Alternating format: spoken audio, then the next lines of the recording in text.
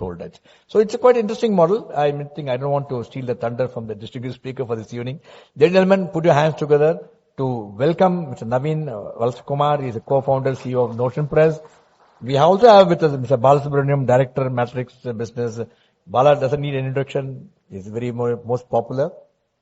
Come.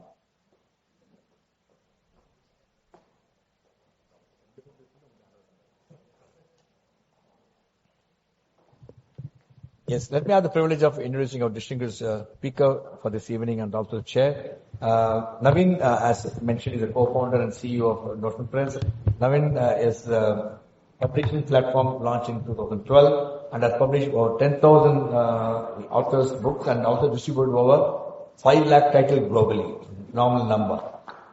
And an aircraft engineer by qualification, Naveen integrates technology with publishing and is also passionate about brewing homemade craft beer. I think one day you should have a glass of beer with you in the afternoon and understand how it is done. Known for his witty humor, high energy, he oversees business operations, marketing, sales, and Notion Press. And I spent few minutes in the boardroom with him. And some of the initiatives what he has done to retain his people and how to get the best of the outstanding and mind-boggling. And you will hear from him how he is able to do that with the today's youngsters. And we also very warm welcome to you, Naveen. Thank you for accepting and coming and speaking to MMA member. And we also have Mr. P.C. Balasubramaniam, the Director of Matrix Business Services.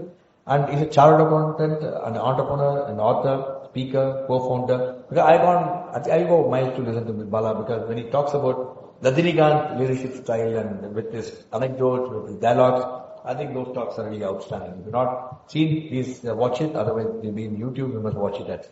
And he's also advisor to the UBS Group, which acquired Matrix in 2019. An ardent cinephile and cricket enthusiast, he admires superstar Rajinikanth and has authored several bestsellers based on actors' dialogue. With 20 years of experience, he shares his expertise and leadership motivation and entrepreneurship through speeches and sessions. Ladies and gentlemen, once again, a very warm welcome to distinguished panel for this evening.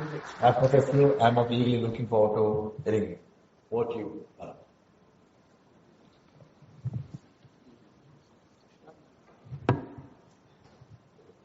Good evening.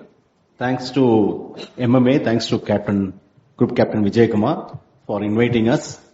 It's a very interesting session because we have a very interesting Naveen as our guest today, special guest today. I am requesting Naveen to run a brief presentation or talk about the story around Notion Press, and then I have some questions to ask. I mean, that is easier always. Only to respond it is very difficult. You can ask a lot of questions.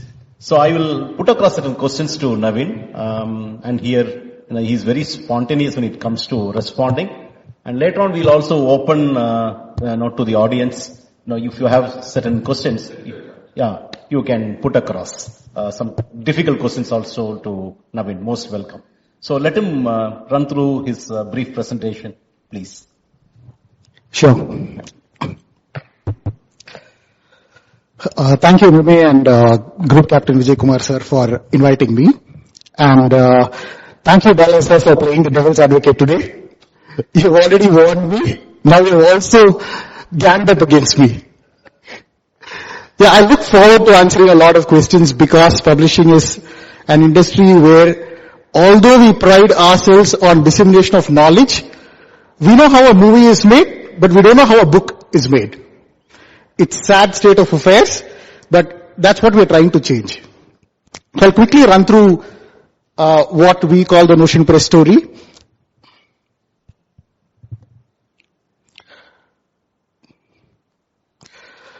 Our story started in 2012 with about a grand sum of 3,000 rupees.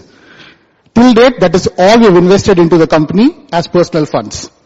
So we grew the company from a 3-person team to right now about 250 member team, without any sort of external investments or the kind of ludicrous things that you read in the news today. So we started, the three of us, Bhargav, Jana and I, started Notion Press, because Bhargav and I wanted to publish a book and Jana was a publisher and also a friend for 14 years. So we thought that maybe Jana would publish our book. So contrary to what we thought, when we approached him, he said, "Who are you guys? Why would anybody want to publish you?" We were super shocked that our friend would give such a response. And then we started, as engineers, we have this thing where for everything that we don't know the answer to, we go to Google, right? So we started Googling around how publishing works and what are the nuances around publishing. So to tell our story, I think I need to take you way back in time to help you understand why publishing is the way it is. So publishing as an industry started with the invention of the movable type press around 1440. I'm not going to take a history lesson. I'll quickly run through this. So somewhere around 1400s, with the invention of the movable type, a lot of interest in spreading information through the printed text started. And with that started the commercialization of the printed text. So with any industry, a technology breakthrough is required for the industry to kickstart. I strongly believe that the movable type was that technology breakthrough that kickstarted the publishing industry. The early years of publishing, there were a lot of experiments done. So you can imagine that people would print books and then go from city to city in carts, hoarding them, selling them to people who wanted to read. But as the industry went along over the next couple of years, it started getting more organized, and the new age of publishers was born somewhere around the 1930s with the invention of the paperback. So the paperback that we all fondly love, we fondly carry them with us, we read stories, we have childhood memories of. All of this started somewhere in the 1900s, which is when publishing as a business started becoming mainstream. And as every business becomes mainstream, it gets consolidated. Large players emerge who start writing the rules of this industry. So this is how the publishing industry looked back then, and this is exactly how it looks today. Books were mass produced, sold through bookstores, and promoted through mass media. These three simple things were the rules through which the entire publishing model works. So if you walk into a large publisher today, let's say a Penguin, this is the model that they follow today, which has been around for hundreds of years. Now, with this model, there are some flaws. Over the years, what happened is a lot of publishers started looking at how do you minimize risk? See, I have to mass produce books, I have to put them in bookstores, and I have to promote. It's a lot of money that I as a publisher am investing in this. Right? So the obvious next course is, how do I then minimize risk? Over the years, this led to a lot of practices in the industry that started becoming anti-author. Basically, looking at celebrities and trying to get them to write a book. Right? So you can see all the books that you see on Amazon today, which is probably Kareena Kapoor's cookbook, Priyanka Chopra's fitness book. All of these are a result of the model that has been built over the years, which is extremely risk-averse to new authors. So as new authors, we ask the question, why is it this way? So if this is the chicken and egg situation, how do we deal with it? So a publisher, typically how it works is, they will identify the content they want, and they'll acquire the rights. You as an author would send in your submissions. You will say, hey, I have this great book. Do you want to publish it? But as a publisher, they've already gone and acquired Sachin Tendulkar. They've gone and acquired every single celebrity out there. So they've run out of budgets. What they also provide is the editorial expertise in the supply chain. So making sure that your book comes out well, making sure that it hits bookshelves, and in exchange for which writers get a royalty, which is usually about 7.5% to 10% of the cover price. So in a model like this, so in 2012, as we were thinking about how do we get our book published, we started reading a lot of online forums about how other authors who are similar to us were doing this. We read online about a movement called the indie publishing movement, which was brewing largely in the West, where authors were taking control of their own books. They were contracting different freelancers, different printers, and they were going and doing it themselves. We realized that this could be an opportunity. Organizing an industry, organizing more than an industry, a group of very passionate people who are going at something themselves could be a huge industry. So this created Publishing 2.0, which is the rise of platforms. Similar to us, I think a lot of other people had very similar ideas. Players like Amazon emerged, who started their own venture into helping authors publish. But all of us do the same rules. Somewhere along the line, it made logical sense to make sure that books are printed on demand, sold only through online commerce, and promoted through social media. So if you remember, pre-2012, the world that we lived in was a world full of bookstores. We used to see hoardings. We used to get our information from the newspaper. Now when those started changing, it made a lot of sense for authors to embrace the new technologies. So when I say books are printed on demand, it means that we don't print anything unless there is an order. All of our books are available on, let's say, Amazon, and if an order comes, we print them within 45 minutes of the order. And we send it to the buyer the same day. All authors know that today, and one of the grouse that P.C. Balasa would have is, you have to be active and build an audience on social. I mean, it's true for organizations, it's true for brands, it's true for authors, it's true for everybody who wants to be in the public sphere. It's true for presidents. There is no other way to get to reach people.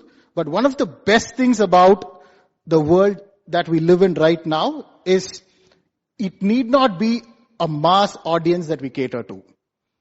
At an internet scale, we believe that even the smallest niche is a huge audience. Even if you're writing a book about a very obscure topic, you can find people on the internet who are as passionate about you, about the topic, and they would be in the hundreds of thousands. So in the self-publishing model, writers are free to produce and publish their content, and they own the intellectual property. It's more and more important to own your intellectual property because we live in a cross-media world. Your book today could become a web series tomorrow, could be transformed into a courseware. So all of these cross-media opportunities entail that you have to own the rights to your IP. As a writer, you hire your own experts or you work with a publishing platform like ours. And because you take the risk, you earn profits from the book sales. You're no longer earning a royalty out of every book sold. You are the author, you are the entrepreneur, so you earn the profits from the book sales. So what we have done essentially is flip the publishing model completely, where it used to be a hits business, where publishers would go out and seek a hit. What we have done is we have built a massive haystack. Anybody can publish a book as long as it is legal, and we help authors find out which is the needle. So we offer two solutions.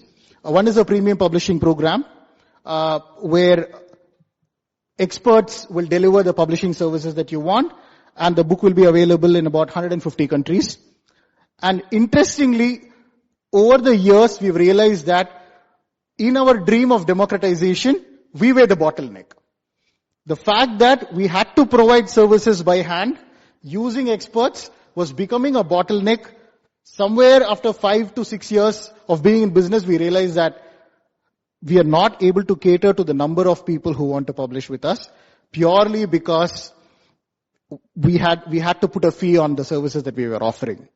So we launched a technology platform called Do-It-Yourself Publishing, where a writer could design their book themselves, and make it available for sale in 150 countries across most e-commerce channels, absolutely free of cost.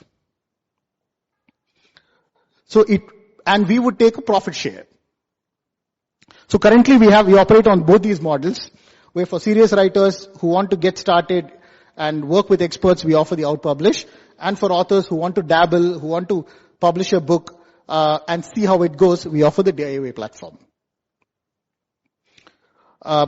We offer a whole suite of services ranging from content services, where we help ghostwrite books, we help edit them, publishing services where we help design the books either through our tools or through our services, distribution services that are linked to our print-on-demand network. And we also provide marketing services where we help authors promote their books. So far, we published about 110,000 books for authors in about 61 countries. We currently publish a new book every 30 minutes. Thank you. We have offices in India, Singapore, Malaysia, and UAE. These are Singapore, Malaysia, and UAE are newer markets that we have just entered this year. We run a community of writers of over 1 million writers who engage with us constantly. And we have, since it's MMA, we grow our revenue about 40-45% year on year. And most exciting for me is 82% of our revenue comes from book sales. It's not from the sale of services, which means my authors are making money. So if you see at the inflection point in the graph is when we launched the DIY platform, where we were growing organically, and once the platform launched, it started growing extremely well. So the future is, so far what we've done is to democratize publishing, and every year we have this image in our head where of a dial where we say, have we democratized enough? How much do we move it forward? So the future, as we envision, is true democratization only comes when an author can transact with their reader without a middleman, including us. So that is what we are building now. So we are building a democratic and decentralized world where an author can do business directly with their readers, can engage with them, can have a massive audience if they want, without the need for a middleman like ours. And we're solving that two different ways. One is we have identified that generative AI is going to be massive in publishing, primarily because Rajnikant also has fans in Japan. Your book should be in Japanese. And generative AI can do that instantly. Right? So you can do formats, you can do new languages, and all of the content that we have today in India can be available in other countries, other languages, in other formats. So we're no longer thinking of ourselves as a book publishing platform. We're going one step ahead and thinking of content publishing in whichever format we help creators monetize them. The second area, something that I'm very, very passionate about and something that we've been dabbling with for 2 years, is to figure out a way in which we can decentralize the relationship between a publisher and an author. Today, no matter how much you say democracy, you still need an Amazon who will not give you the data. You will still need an Ocean Press who will not be able to give you access to the data of your own readers. So true decentralization comes when, as an author, you're able to build your own community that belongs to you and does not belong to me or to a sales channel like Amazon, but truly, truly connected to you. And I think today there are tools on the internet that allow to do that, which is what we are building for the future. The past may have been built in Europe. It may have grown in the US, but I strongly believe that the future of publishing will be built in India, in Namma Chennai. Thank you, guys.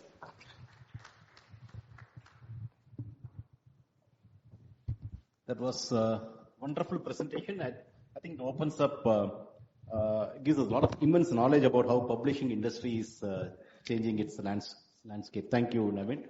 There is a very famous quote mentioned by, I think, Benjamin Franklin, which goes like this, either do something worth writing or write something worth, or do something worth writing. Do something worth reading or write something.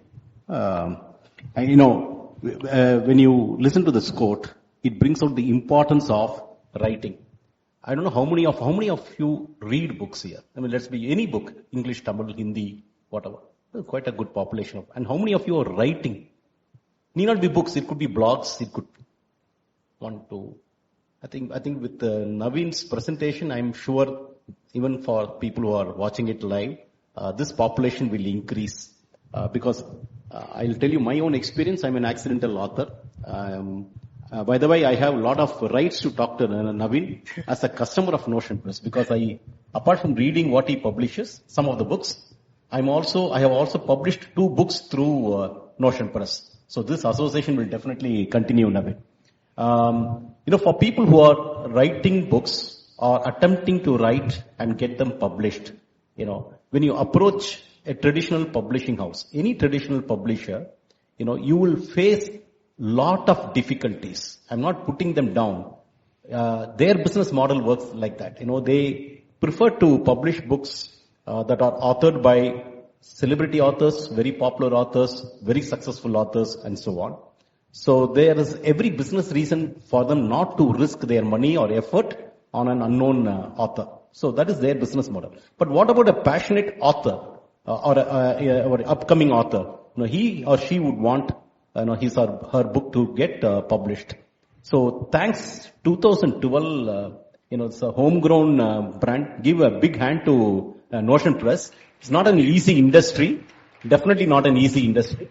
I don't know what made him to get into publishing. Today you have a platform, a company which will help you seamlessly to ensure that your book is out. They may not assure you readership, but at least the book is out for readers to pick up the book. And as he rightly mentioned, you become the ambassador for your book and you have to keep promoting your book. That's about, I'm sharing my own personal experience. So let me ask some questions to you, Naveen. You have been working in organizations. He's a aerospace engineer or aeronautic engineer. And I think his last employment was with Hindustan Aeronautics Limited, Bangalore. What made you to take a step? Don't tell me that you were given a pink slip. What made you to leave a good, stable, secured job and get into, I'm not talking about publishing, get into even entrepreneurship? What was the trigger? So I'm one of those kids at school when you ask, what do you want to do in the future? I would always say entrepreneur. So, entrepreneurship, I feel, I'm very, very passionate about, as you can see, about democratic platforms.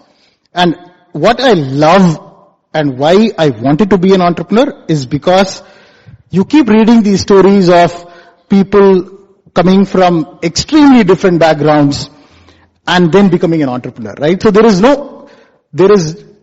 zero qualification necessary. You can learn on the job. I don't think there is any other job that allows you to do that. You could start out somewhere. If you are passionate about what you're doing, I think entrepreneurship is your calling. And for me, the shift in mindset came, after I worked with HAL, I worked with a cybersecurity firm for about 5 years. There was a small point where my boss called me and said, here are 3 options. Back in those days, off-site was all the rage. Off-site or on-site? On-site was all the rage, right? So my boss called me and said, here are 3 countries, which one would you like to go? I quietly went back to my desk and I sent in my resignation and said, I'm getting too comfortable for this. So the minute you get comfortable in a particular job, I think it's time to quit it. At least as a young person. So I started Notion Press at 25. I think at 23, 24, if you get very comfortable with what you're doing, I think you need to quit it. You need a bigger challenge. Thankfully, my employees are not listening to his conversation today. I don't want tomorrow 100 people stand in front of my door and submit their resignation. I mean, don't please, give such advice to many youngsters. Today, my personal belief, entrepreneurship is overhyped. That's my personal belief. See, I am personally not worked anywhere. Immediately after qualification, became a self-employed, and then I started a company. But I have a sense that today there is so much of hype on entrepreneurship. The message is like, if you are going for a regular employment, it is perceived to be something to be a crime. So I don't buy that idea. Not about you, in general about entrepreneurship. But 2012, if somebody had to resign and do it, wonderful. Today it may not be a big, it's not new, nothing new. Every other day we see people moving out at the age of 18, 20, and it's fashionable to become a school dropout and start a business and deliver fruits and vegetables at home and, build a business around. This is still one of the toughest things I've ever done. If you ask me, will you go through the last 10 years again? I may probably say no. Yeah. See, entrepreneurship is romanticized in this country because obviously we are at the right place where we need more entrepreneurs right now, building more things. And it's justified to a point.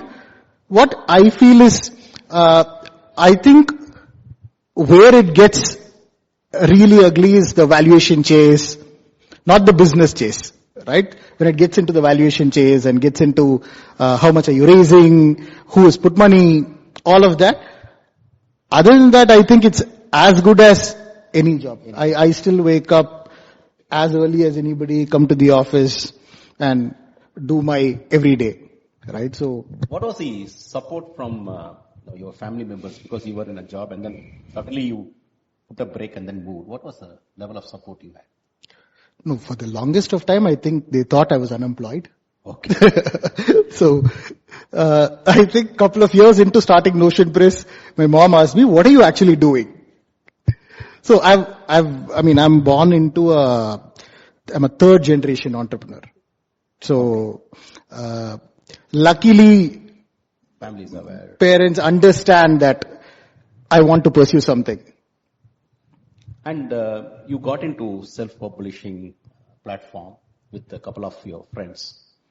What gave you that faith that in India, I want to know whether it is globally a very successful model, because what gave you the faith that an Indian author, or predominantly authors from India, you also deal with other authors, but when you started, authors from India would pay money and get their books published. What gave you that faith?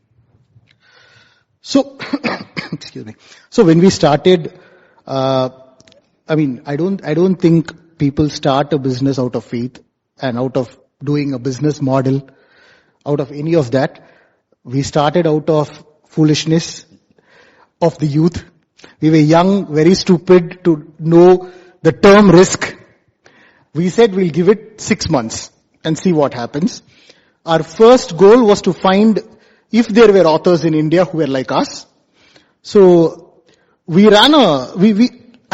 what we did was we built a platform on top of Facebook and said, hey, here's a short story contest platform. Do you want to write short stories on our platform? And the best stories, we will publish them into a book.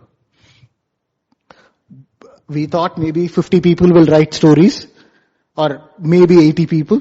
We got 1,200 people writing stories in a span of 30 days. And we had about 10 lakh people reading those stories. And we were shocked. I still am shocked by the size of our country. So when we started, we used to get about a new inquiry for publishing a book maybe once every few days, right? So once every 5-6 days, we'll have a new author who signs up on our website, and we'll get super excited. Everybody is like only thinking about that author. So I have traveled to people's homes trying to explain this model to them, right?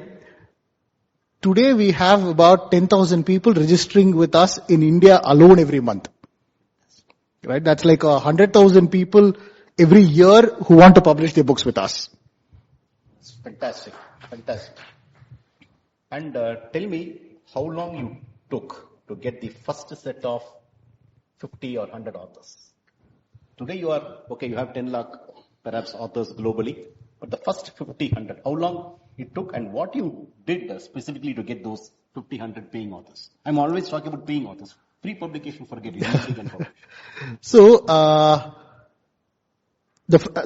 sold the first 50 authors. I think I sold to the first 150 authors, right? So I was the spokesperson. I think there are mavericks, right? The first 50 customers, first 100 customers, they are betting on you.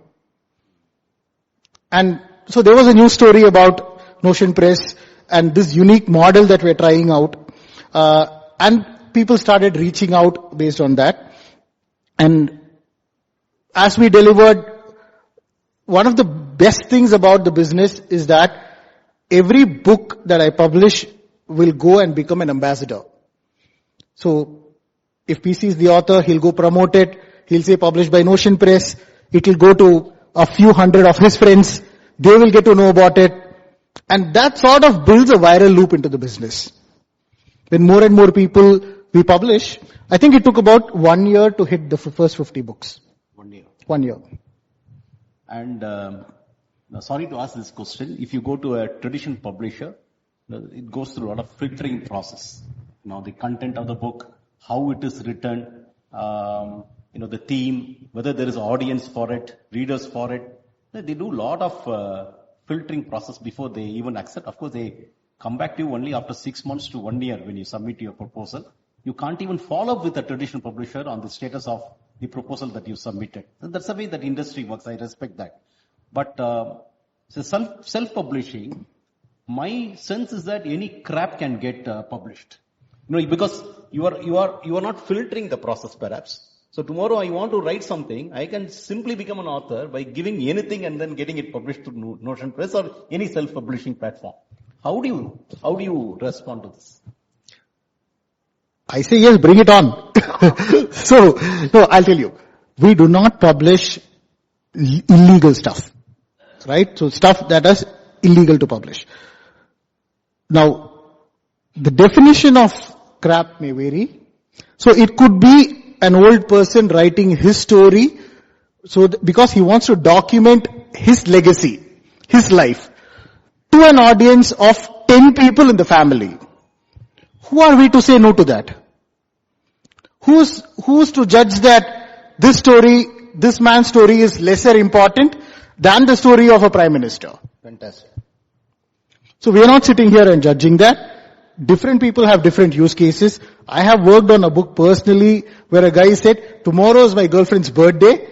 I want to document our love story and publish it as a book in 1 day. See, if you have got the right market. No, so, we do have books that go on and sell 250,000 copies, 300,000 copies very easily. But at the same time, because we are democratic, because we allow all use cases, because of which we get very interesting stories. Right? Trends that a traditional publisher would never notice. So if you look closely at traditional publishing, one of my problems is that the industry has become so formulaic, right? If there is a campus romance that becomes a hit, the only thing that's going to happen for the next 6 months is campus romance books. If there is a horror, it works very similar to the movie industry. If there is a horror movie, if there is a sports movie that becomes hit, now suddenly there is a craze about sports movies, and then it will die down, right? So, if it is going to be this formulaic, then how do new authors break in? So this is the question that we are addressing. And interestingly, when we started, the validation came from the fact that 6 out of 10 writers who published with us, top 6 out of 10 writers in India at that point had started out by self-publishing their book. Chetan Bhagat, Amesh, all of these guys had started out. So the question was, if an editor is so good at identifying the next big thing, then how did these guys get missed out? Why did they have to go through an alternate process to be found? Naveen, you have a lot of questions put across. I'm very glad that some of them have come up with beautiful questions. But before I go into this, 2 questions from my end. Sure. Today we have a lot of other distractions. Okay. In the last 15, 20 years, you have YouTube, you have WhatsApp, you have Instagram, you have Reels, you have Facebook, you have WhatsApp, several groups. So, and OTT, Amazon, Netflix, Hotstar, many. So, what is your sincere view on this? Because, everybody is distracted, includes me. I'm not an exception. You get into an Insta reel, then you start seeing so many other people's life, you forget about your own life. So, where is the time for people to pick up a book and read? Is readership coming down or is intact or growing? So, in a country like India where literacy rate is on the rise, readership is going up. The industry is growing at a 19% CAGR. Because of the population and because of the number of people who are coming into primary education, secondary education and becoming very literate. So, but the kind of content is changing from reading for leisure to reading for a purpose. See, we have asked this question many times. What does this book do? What does this format do? If all the information out there, all the stories out there are available on the internet, then what does this book format do? Right? Basically, it organizes it. It organizes it and presents it from an expert perspective.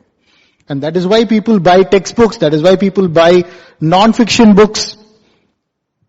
So, I feel as we mature as a country, especially in Indian languages, I'm very, very excited about the possibility of this amazing reader base coming in and wanting non-fiction content in their language. Okay. So that is where the growth in publishing is going to be, which is why AI is going to kill it, going to take your ideas and make it available to Hindi speaking people, to Gujarati people, right? So, see, your idea does not have a language. Your presentation has a language. Now, if your idea can be spread across so many people, I think that is going to be a killer use case. Very nice. So, let's move on to some of the questions. What role does social media, this is from Agustina Erode, okay? What role does social media play in your overall business strategy and how has it impacted your growth? So, we have very clear view of social media, right? So, we play on Instagram and on LinkedIn with 2 different purposes. On LinkedIn, what we're trying to do is to demystify publishing, build more awareness. But on Instagram, our goal is very different. Make publishing fun. Bring the next set of writers. So, if you follow us on Instagram, you will find that the content is extremely geared towards the 14 to 25, 30 year old. So, which is why over the years we have found that we've been able to reduce the average age of writers. And that's something that's important for a business like ours because it increases our longevity. Correct.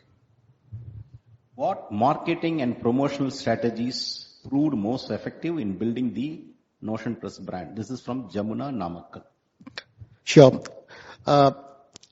So, see, when we think about marketing, we think about a lot of very complicated words, right? So, what we did was very simple. We said, hey, this is an industry that nobody knows about.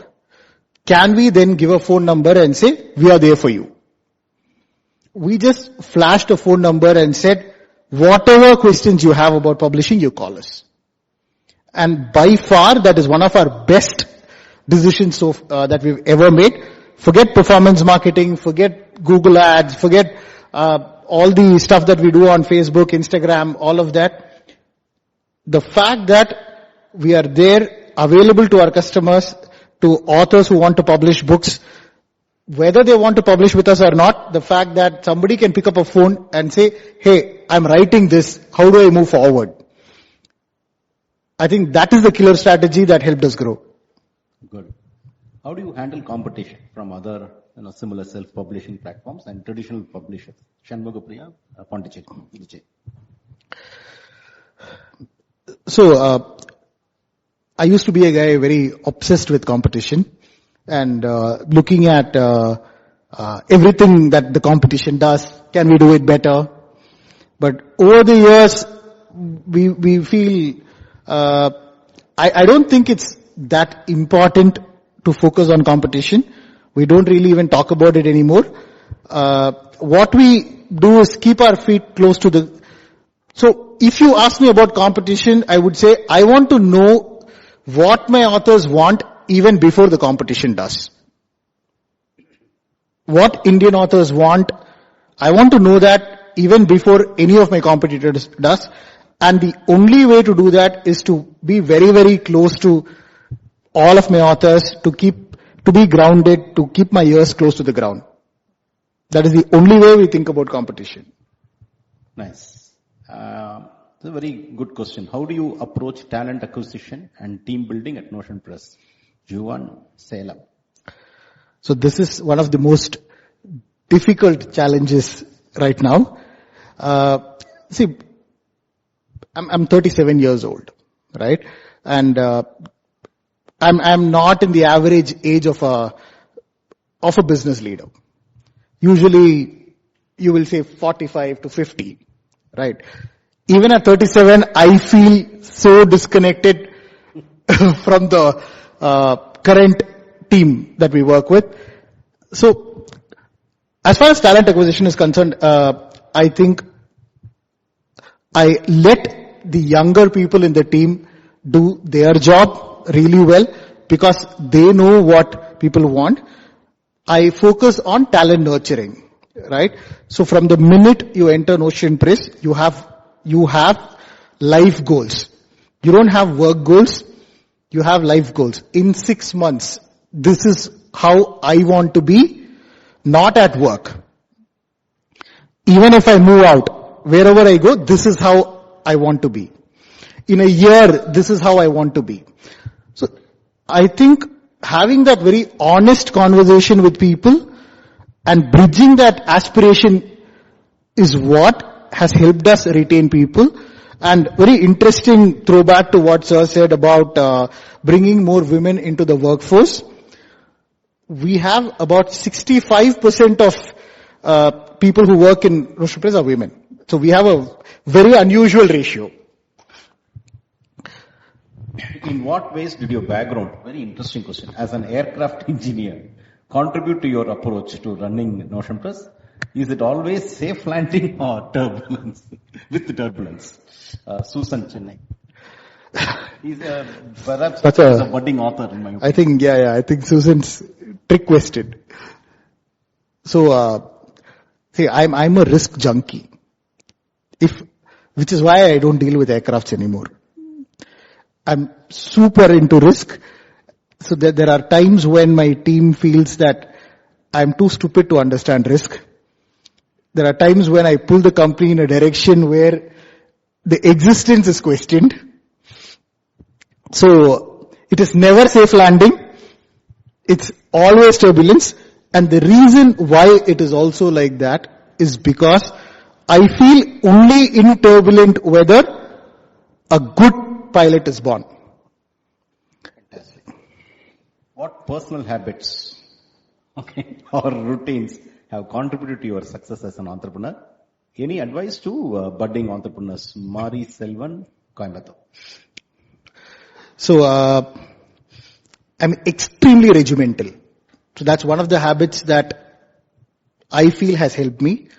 I wake up at 3:30 in the morning every single day for the past 12 years. Right? And I have my routine down to the last bit. So I know exactly, I have lunch on my calendar. So one of the things is if you have to thrive in chaos, and entrepreneurship is chaos. If you have to thrive in chaos, I think you need to be organized. Lovely. What role did customer feedback play in shaping the services and features of Notion Press? How successful are you in customer retention on repeat customers? Vishal, Chennai. That's a good question because I'll also add something to this. If you have data, what is the percentage of authors out of 10 lakhs? 10 lakhs is a huge number, but realistic data, how many of them have been repeat customers in terms of being, approaching you to write their books? They don't stop with one book, at least second, third, and so on. So I'll answer this both ways, right? So one is, we do screw up. We do screw up a lot. That's the honest fact. If you're building something, obviously there will be people who are extremely pissed off at something not working. The other side is, this is one of those businesses where you enter in a relationship with an individual customer, but across 18 touch points, and I think across many years. So my first author who published with us is still a published author with Notion Press. His book still sells with us. So what happens is, today he could be extremely happy.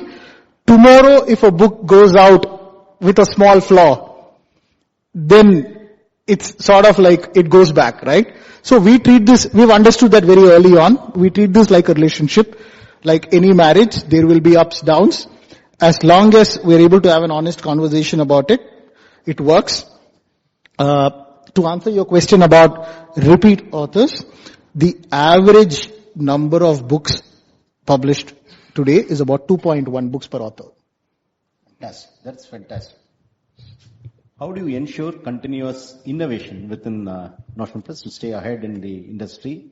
Varalakshmi from Chengalpet. I think that is the only thing you should not be worried about, because we have a crazy team that is working on crazy ideas all the time. So for example, whether it's in content. So in content, we wanted to build a universe out of Ponniyin Selvan. So we built Aditya Karigalan, Kolai Vazhakku, that angle, right? So people who know the series will understand. So there is a lot of content innovation happening. There's a lot of technology innovation also happening at the same time. So from a tech perspective, what we are trying to achieve, the true decentralization is the antithesis of every tech company out there. Every tech company gains its power from centralizing and making sure that they control the relationship, right? So from an innovation perspective, I feel it's part of the DNA to innovate, to break our own business model. We've already done it twice. We've built a business model, built a model that's opposite of the business model that we built, so that more people can be served. How do you see the role of digital media? More or less similar question.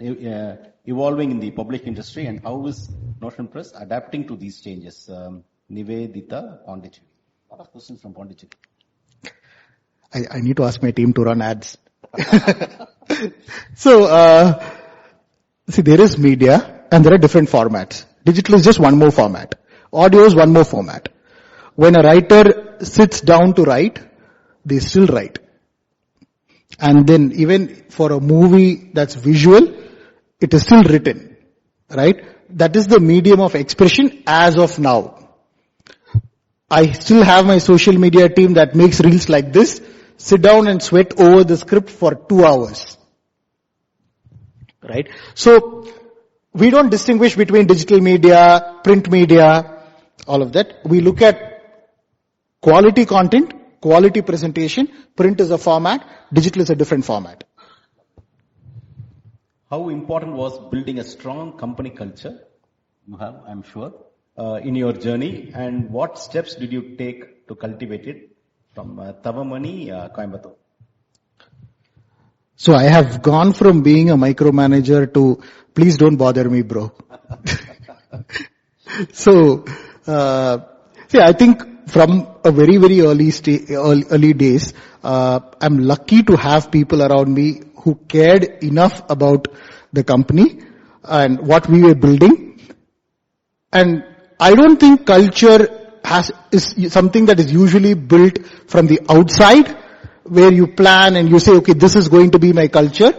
Culture is how you behave with each other. And I don't think it should be any different from how we are at home or how we are in other setting, where it needs to be, nobody tells us that this is how you behave. If you see elders, you get up. These are all things that are not imparted to us every single time through a training or something, no? We see somebody do it, we do it. Can you describe a major challenge you faced in the early stages of Notion Press by you and your partners, and how you overcame it? Tamil, Selvan, Bangalore. See, I don't think we faced major challenges in the early days. I think our first biggest challenge was, in a market like India, which is usually trust deficit, we were lucky enough to have a lot of trust.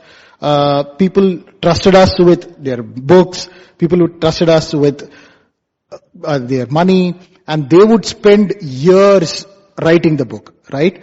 And we were a non-entity. So we got all of that.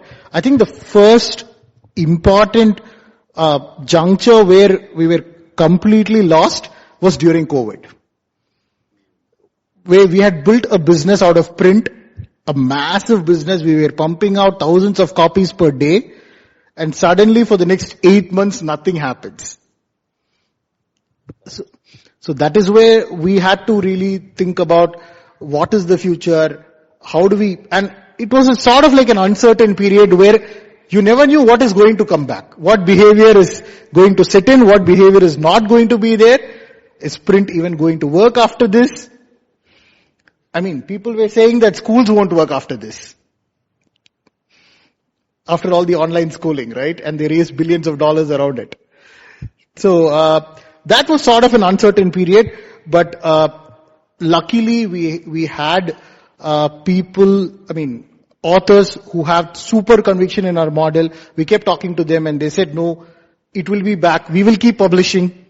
So just during COVID, we published about 20,000 books without being able to sell a single copy.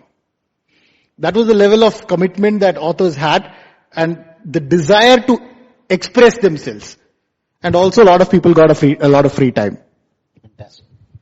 Just to add to that, it was during this tough time when he was not getting authors to write books in large numbers. I published my book through Notion Press. Thank you, sir.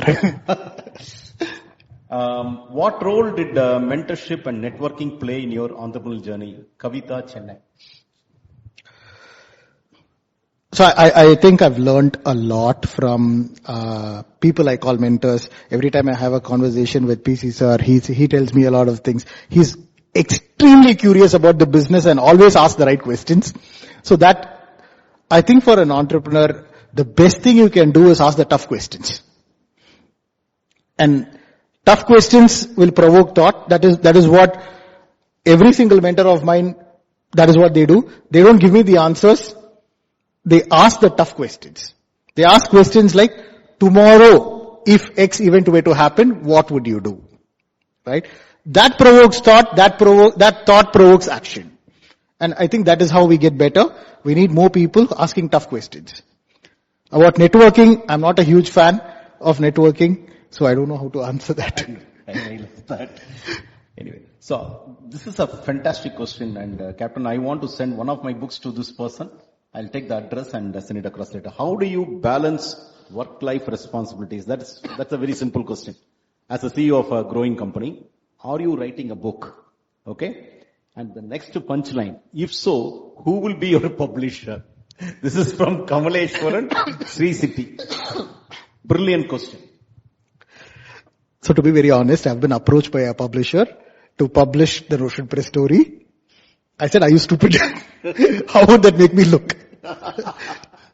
Right? So we are publishing, I'm writing a book. It's called The Notion Press Way. We're publishing it very soon. And of course it will be a national bestseller. Fantastic. Now before, when is it getting released? December. December. Okay. Before we wind up with two more questions to you. Are you promoting readership? You have the responsibility also to do that. You are in that industry. I'm always concerned that I don't see people with books at the airports, railway stations, and so on. Earlier it used to be. I'm not blaming them, but I don't get to see. So school children, college students, how are you promoting readership? It will benefit you also. Are you taking conscious, structured effort to do that? Yes and no. So we work with a lot of bookstore partners to promote readership among young people. But again, with any industry, the challenge is that everybody has got their own agenda, right? So I think we could be doing a lot more to promote readership in the country. I don't think we do enough. I really wish, please take this as my sincere personal professional suggestion. Sure. It will do a lot of good to the... But I think our authors do that, right? Authors do that, but authors do with a motive of selling their own books. Like when you do it, the whole industry gets benefited. Plus, a publisher can inculcate the readership far better than a single author, because collectively authors don't come together and do it. And hence this request. Yeah, I think this is well taken. Now this is from Group Captain. He is asked a question. How do you ensure good quality of books? More or less he asked this. Since writing is democratized and you encourage everyone to publish, how do you ensure good quality? Is there a way to do this? Yeah, so there are a couple of ways to do this, right? So one is you have an amazing idea, but you're not a good writer. Today generative AI can solve that, which is why we are on the verge of incorporating that into our platform. Second is, we don't think about how do you ensure good quality, how do you reward good quality?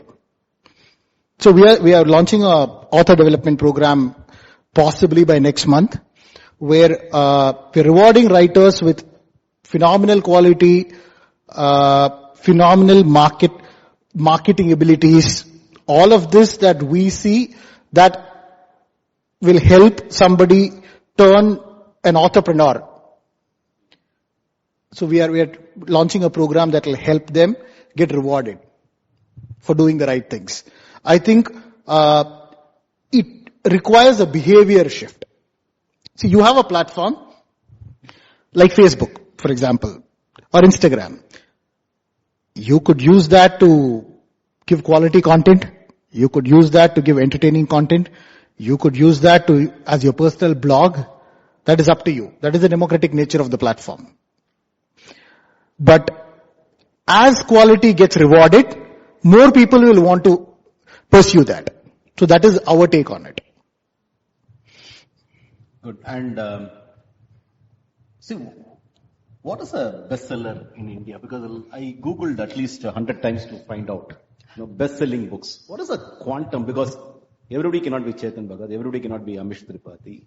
So I read somewhere, or even a publishing house told me that if you manage to sell 5,000 copies, you are a best-selling author. In the context of Indian readership. In India, within India. If you're selling 5,000 copies in India, it's supposed to be a bestseller. Yeah, so see, bestsellers are category-wise. It's not overall. And I think the whole concept of bestseller is very, very flawed. But to answer your question, so let's say a category like poetry, which doesn't seem to sell really well, something like 5,000 could be construed as a bestseller. So you have to think of bestseller against all the other books that were published this year. Right. So let's say something like fiction, where organically a lot of people can read. It could be at about 10,000, 12,000. But a true national best-selling book will crack 100,000. 100,000. Yeah. Wow. So a final question from me. What next at Notion Press? Any new product innovation related, aligned to publishing? What next? If you can reveal. Yeah. So we're usually very pally with everybody. So So like I said, what we are trying to build is, one of the things that keeps nagging me is, so how many books have you written? Myself, I have written 7 books. 7 books. Why don't you have your own reader base? And that bothers me a lot, right? Over these 7 books, and all the copies that you've sold and all the promotions that you've done, why is there no way for people to be associated with you, connected with you? Why should this 8th book be as difficult as the first book? Right? So that is the problem that I am very passionate about. My co-founder Bhargav is very passionate about democratizing writing further. So like I said, you could have a great idea, but you don't have writing skills, and he wants to solve that. So these are 2 areas that we are working on to make sure that there are more writers and our writers have more readers that they are connected to. Fantastic. So great opportunity for all of you who are listening, watching. If you want to write a book, yesterday was the best day. Since you are a little late, tomorrow is the best day. Sign up with I'm not being paid by Notion Press to say that. Sign up with Notion Press, you become an author. And I need to add one more thing. As an author, my experience, when you write a book, it's not about the money that you make out of books. The kind of connects you get when you write books is phenomenal. And only when you experience it, you will know how valuable it is to, experiment writing, structured writing. Thank you so much, Naveen. Thank you, sir.